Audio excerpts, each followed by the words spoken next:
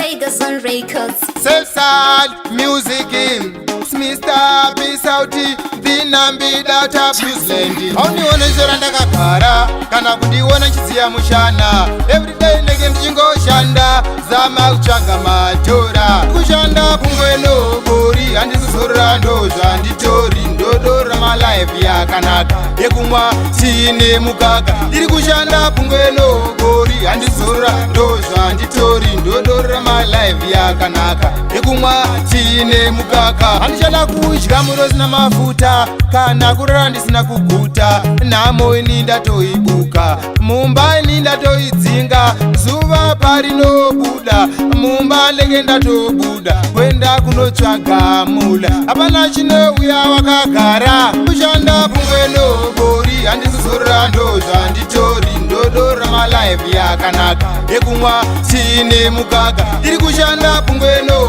bori handikuzorora ndozva nditori ndodora malife yakanaka yekumwa tiine mukaka. Ndaneta nekufamba netsoka ndakuda kutenga yangu mota. Nchada zvekuita roja ndiri kutsvaga kupfuma saro diriki mupfuma. Ndodo life yeumambo yekusaziva kana nhambo.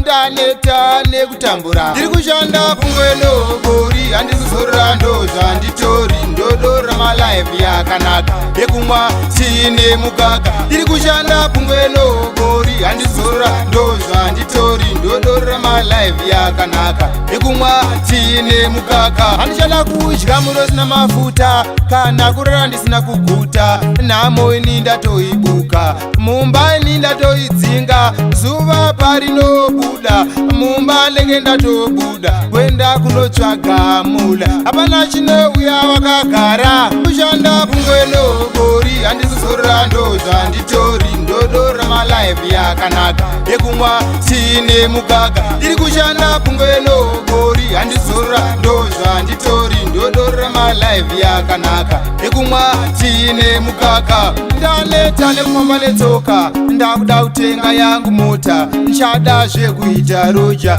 ndiri kutsvaga kupfuma saro diriki mupfuma. Ndodo life yeumambo yekusaziva kana nhambo. Ndaneta nekutambura ndiri kushanda pungweno bori handikuzorora ndozva nditori ndodora malife yakanaka yekumwa tiine mukaka. Ndiri kushanda pungweno bori handikuzorora ndozva nditori ndodora malife yakanaka yekumwa tiine mukaka. Pungweno bori ndozva nditori life yakanaka tiine mukaka. Pungweno bori ndozva nditori life yakanaka tiine mukaka.